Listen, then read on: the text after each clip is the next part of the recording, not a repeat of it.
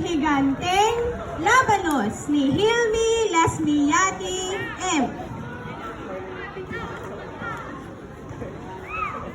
Panahon na ng pag-aani ng mga labanos ngayong umaga.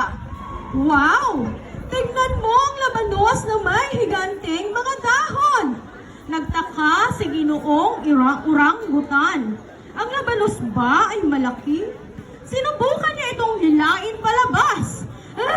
Ito ay hindi mahila at siya ay bumagsak. Panawen ti pinag-aapit ti Rabanus itabigat. Anyan, nagpintas ti bulong na. Dakil ba da ito'y Rabanus? Pinadas ko ang parot. Saan na maparot? Ito ba ang malaking labanos? Wika ni Ginoong Orangutan. Si Langor ay napaisip din. Hukayin natin, wika nito. Si Langor ay nagsimulang maghukay sa paligid ng labanos. Pagkatapos, 1, 2, 3, at hila! Sila ay napasigaw. Oh, hindi! Ano ito? Dakil ba da ito'y Rabanus? Napanunot mit nila ngor nga kalyen. Kalyentan da ito'y. Kinali nila ngor ti aglawlaw na. Idi malpas. May 1, 2, 3, kuya! Madi! Anyan da ito'y? Si Ginoong Orangutan ay merong naisip na ideya.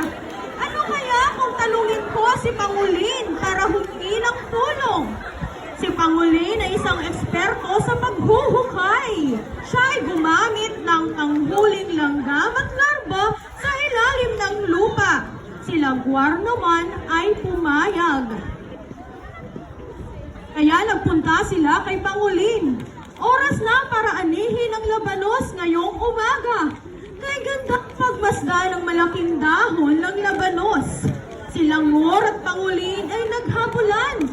Nang mahuli si Pangulin, siya ay naglabas ng mabahong amoy.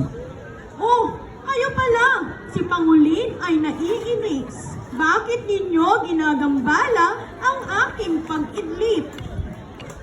Napanunot ko, anyan nga tano ay abanta ni Pangulin. Isunakit na laing agkali kinagtiliw dagiti iges kinkutkuton. Pangulin!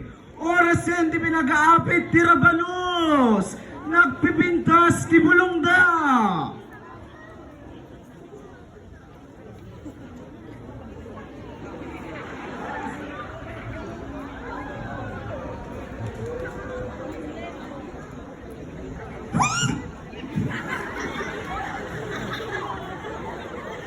Nagpansit!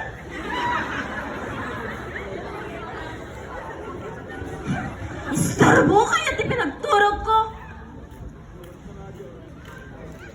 Inta nagabiten ti Rabanus, nagdadakkel ti bulongda. Nirugyanan ni Pangulin nga kalyen.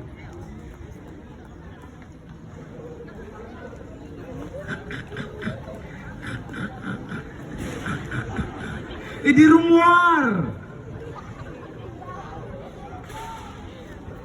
Wapo nga dangkan!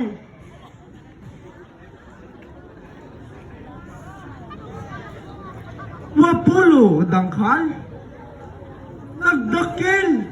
Mabaling ko ngay lako iti. Nangina gatad kit makagatangak iti barua karison. Anyan? Ilain nating muli palabas, sabi ni Ginoong Orangutan. 1, 2, 3. Tagumpay! Ang labanos ay talagang malaki at mahaba. Maminsan pa'y guyodin ta. 3 maparot. May 1, 2, 3. Puslo! Dakkel ginatidog na ito ay Rabanos. Sandali lang! Hindi ito 20 dangkal na haba. Nasukat ni Ginoong Orangutan ng 7 dangkal lamang. Sinukat din ito ni Langor. Ito'y 12 dangkal. Sabi niya, inunat muli ni Pangulin ang kanyang hinlalaki at maliliit na daliri. Ito ay 20 dangkal. Wika niya, ito ay 20. Ngunit sa pangdangkal ni Pangulin. Aguray, 20 adangkal? Haan? Mitulaing mitgaya madangkal. Ngem, pinadas ni Langur nga rukuden itirabanus. O, sangkapulok itwa adangkal. Astamit ni Pangulin, inulit na nga rinukod ket.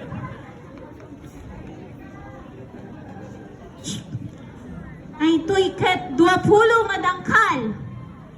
Lumilitaw na ang kanilang dangkal ay hindi magkakapareho. Naunawaan na ngayon ni Ginoong Orangutan. Gusto niyang makakuhang muli ng malaking labanos upang makabili siya ng mas malaking kariton.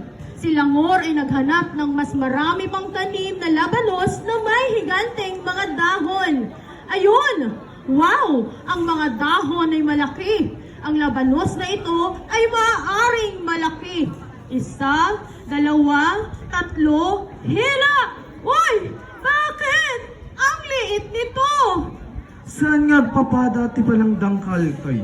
Tatakit maawatakon.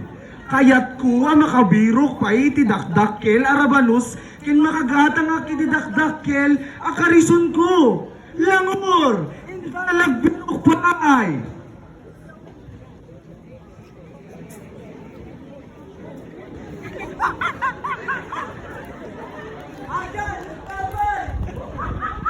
Ingyan! Nagruspong tibulong na! Mabalin nga dakil man daytoy arabanus. Padasin ta nga parutin. Maysa, 2, 3, kuya!